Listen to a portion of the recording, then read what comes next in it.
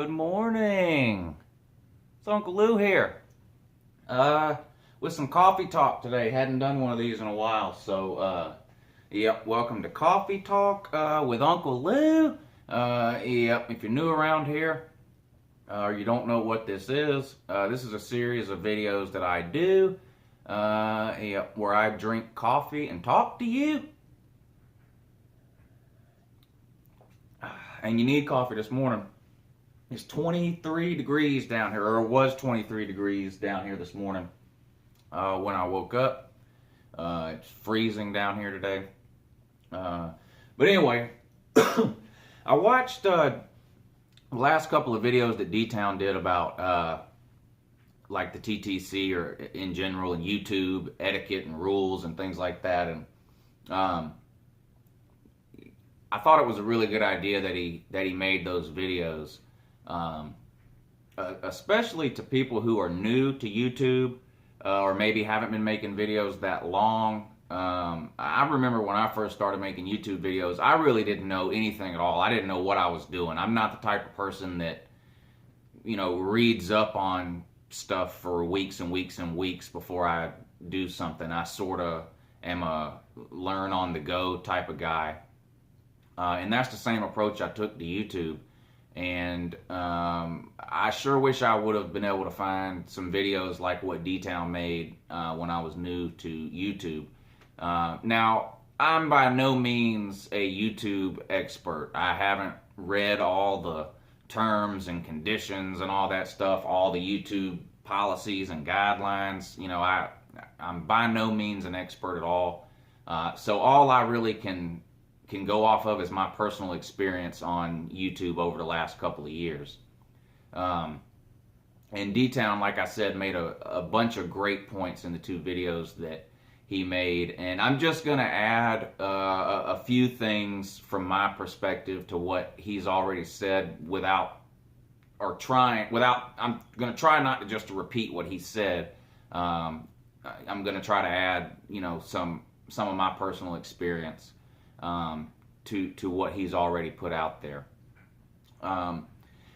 As far as the whole flagging issue with YouTube and why people do that and how it works and that sort of thing, I don't have a whole lot of experience with that. I've only ever had one video flagged by another YouTube user, and that was not that long ago, a month or so ago. I made a video about Penn State and Jerry Sandusky and Joe Paterno and sort of my thoughts on that whole situation. And I know that's an old story, but Georgia was playing Penn State in the bowl game, and it got brought up not by me, but by a Penn State fan in another comment section, so I decided to make the video on it. Now, in that video, I used a screenshot from a public Facebook group in my YouTube video. In other words, I went to this Facebook page where this lady was spouting off. I took a screenshot of what she posted in a public Facebook group. Not on her wall. I didn't hack into her account to find it or anything like that. It was just a screenshot from her that she posted in a public Facebook group that anybody in that group could have seen. This group has almost 16,000 members, so potentially up to 16,000 people could have seen her post. Way more than that if you take into account Facebook's share post option. I could have shared her post onto my Facebook wall with the click of a button. So just keep that in mind as I tell this story. So anyway, I included this screenshot in the YouTube video in addition to mentioning her name. Now, her name, of course, was listed in the screenshot that I took. Do I know if that was her real name? No, I don't know this lady. I have no way of knowing, but that was the name that she goes by on Facebook. So I upload the video.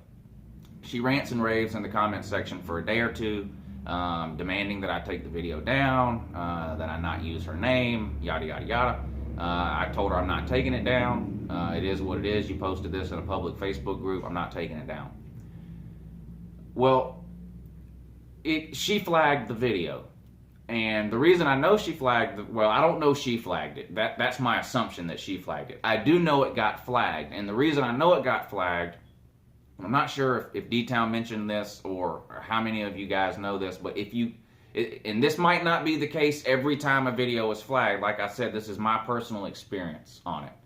I got an email from YouTube letting me know that a user had flagged one of my videos, and it included a link to the video, and it was the Jerry Sandusky video.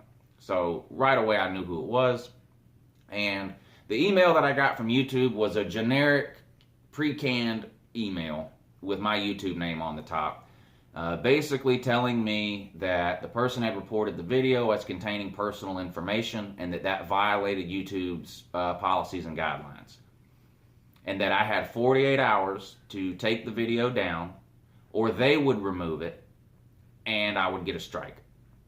Now, I don't know if the thing that I don't know is the 48-hour deal, because I see people making videos all the time about, oh, my channel got flagged and shut down, and I don't know how you didn't know that was about to happen, unless you're just not checking your YouTube email, or unless this isn't something that happens all the time. But they gave me 48 hours to remove it on my own without receiving a strike.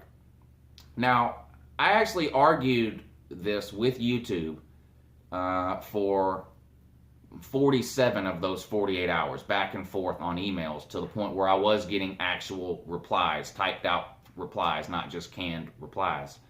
And my argument was, this individual posted this in a public Facebook group where in theory anyone could see it. So, you know, it's not an invasion of privacy. You have no expectation of privacy if you're posting something publicly in a public Facebook group. This was my argument to YouTube. And I used the example. A lot of you guys use Twitter, so you know how this works. I can pull up anybody's Twitter account, unless they have it set to private or unless they have me blocked. I can pull up anyone's Twitter account and retweet a tweet that they tweeted. I don't need their permission for that. I don't need to notify them that I'm going to retweet their tweet. Now, they get notified that I retweeted it, but I don't need permission to do it. They tweeted it. Anyone that runs across that tweet can hit the retweet button and retweet it. I don't see what the difference is between that and taking someone's public Facebook post and putting it on YouTube. I don't understand the difference, but YouTube did understand the difference, and they wouldn't give in. So I chose to delete the video. I didn't have an option to keep it on private. They said it had to be deleted, so I deleted the video. I then re-uploaded the same exact video, but where I included her screenshot, I blurred out her face and her name. And I did the same thing. During the video, I actually said her name 2 or 3 times, and I bleeped that out. She probably tried to flag that video. She probably tried to report that video to YouTube, but there was nothing YouTube was going to do about that because I had blocked out, identifiable information to her picture and her name. But that's the only experience I have with flagging. So some of you guys who keep getting your channels taken down, I understand it's aggravating. I don't know if you're not, like I said, I don't know if you're not checking your email and YouTube is giving you the option to remove the video on your own to avoid the strike, or if that's not something that happens in every circumstance. I'm not sure. Another thing that DTown touched on was copyrighted material. I use a ton of copyrighted material in my videos, and the only difference I have on my channel between a video where I use copyrighted material like a song or a video clip from a movie or something like that versus a video like this where it's just me sitting around babbling incoherently. The only difference is I'm not allowed to monetize a video with copyrighted material in it. And this gets to what DTown was saying about having an AdSense account. If you have an AdSense account, that means you're monetizing your videos. YouTube plays ads on your videos, and you receive a very, very, very, very, very small percentage of income based off of that ad revenue. But anyway, I'm not going to get into that here. This has to do with copyrighted material. the way my YouTube is set up, when I upload a video, it's automatically monetized. I don't have to go in and monetize it. If YouTube scans the video and finds copyrighted material in it, whether it be a song or a video clip, they just remove the monetization from that video. That's it. I get an email saying, just like DTown said, I get an email saying, you know, your recent upload contained copyrighted material. You don't have to do anything. We've removed the monetization. If you wish to dispute this claim, blah, blah, blah, blah. And I don't ever dispute it because I know it's copyrighted material. I'm not a musician and I've never been in any movies. I don't own any movies. So if I use a movie clip or a song, then it's just not monetized. But I don't get a strike for that.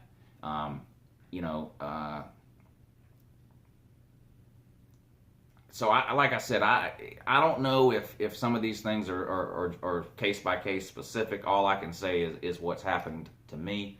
YouTube has some very, very strict policies, rules, and guidelines when it comes to people's identity and things like that. And you know, all of us in the TTC, well, a lot of us know each other's real names and things like that, and most people don't use them in videos. Some people do.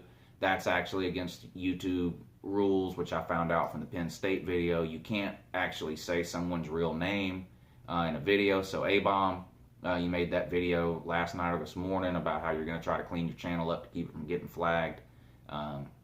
But in that video, you actually used two people's real names. So in theory, either one of those two people could report that video to YouTube and get it taken down. You can't use anyone's picture, name, address, phone number, date of birth, social security number, mother's maiden name. You can't use any of that in a video.